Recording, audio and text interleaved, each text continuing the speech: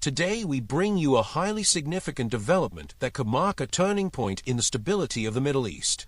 According to a statement released by former U.S. President Donald Trump via his social media platform, the United States Air Force has carried out a large-scale military operation targeting 3 key sites of Iran's nuclear program, Natanz, Isfahan, and most notably, Fordow. These 3 facilities have, for years, been at the heart of the Islamic Republic of Iran's nuclear ambitions. However, it is Fordow that draws the most attention, not only because it is heavily fortified, but because, until now, it had remained virtually untouched by previous Israeli strikes due to its location deep underground, within a mountain to the north of the city of Qom.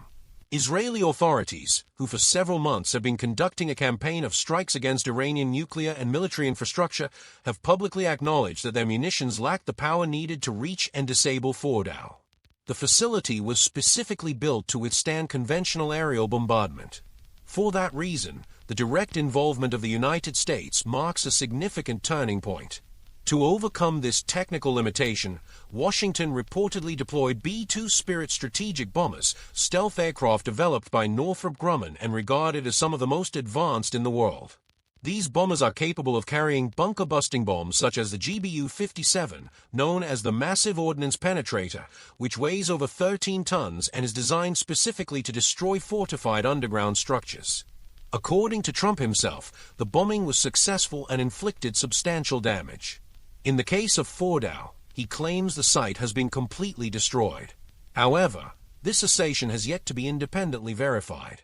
What is clear is that, in the hours leading up to the attack, U.S. air assets were observed departing from Andersen Air Force Base on the island of Guam in the Pacific, en route to the Middle East.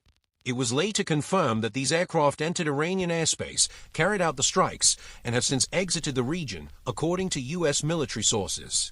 This means the aircraft involved are now safely out of range of Iran's air defense systems, which are reportedly severely weakened following prior Israeli offensives. In fact, numerous reports suggest that a significant portion of Iran's aerial and defensive capability has been neutralized or seriously degraded in recent months as part of a systematic effort to undermine its ability to respond to a wider conflict. This event carries considerable strategic and geopolitical weight. International analysts have warned that such actions could trigger an unprecedented military escalation in the region.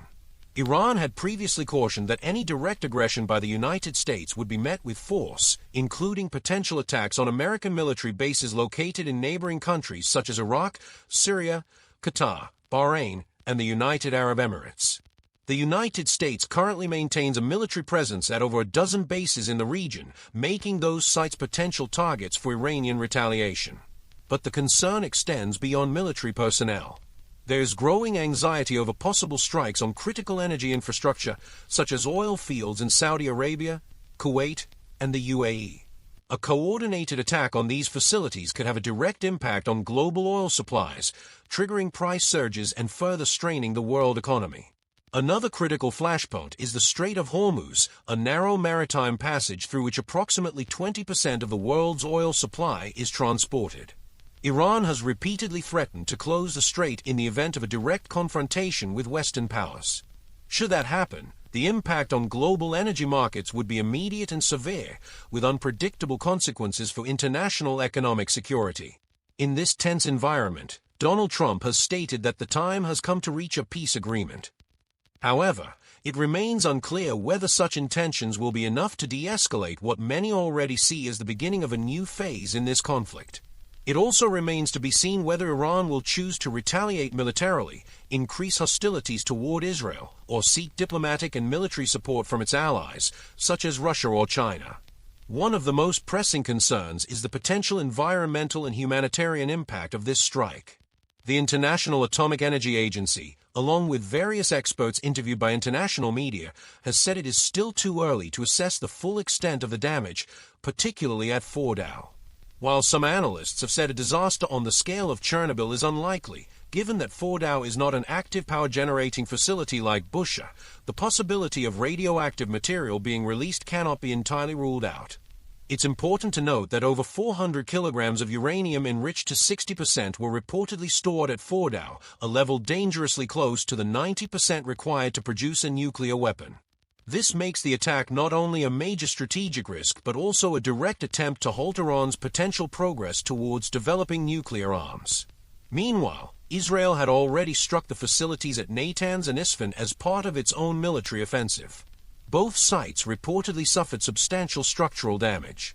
However, the International Atomic Energy Agency has so far confirmed that no significant radiation leaks or environmental contamination have been detected at either location. In conclusion, the strike on Fordow is far from an ordinary military action. It sends a clear and forceful message from the United States, likely under pressure from the Israeli government, that Iran's nuclear program must be stopped.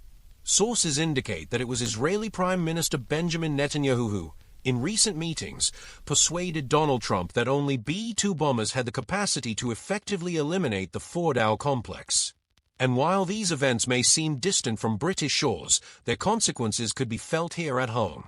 The United Kingdom remains heavily dependent on imported oil from the Gulf region, and any disruption to the flow of crude through the Strait of Hormuz could drive up energy and fuel prices, directly affecting the cost of living for British households. Moreover, as a permanent member of the United Nations Security Council, the UK may come under pressure to take a diplomatic stance, or even a military one, should tensions continue to escalate. It wouldn't be the first time that Britain finds itself involved in a Middle Eastern conflict due to long-standing alliances. And with global tensions already high due to the war in Ukraine and economic uncertainty, the potential for broader confrontation in the Middle East raises serious questions for policymakers in London. The key question now is this: will Downing Street position the UK as a mediator, as an unwavering ally of the United States, or as a voice of restraint? Let us know what you think in the comments below. And don't forget to like this video and subscribe to the channel for more updates. We'll see you in the next report.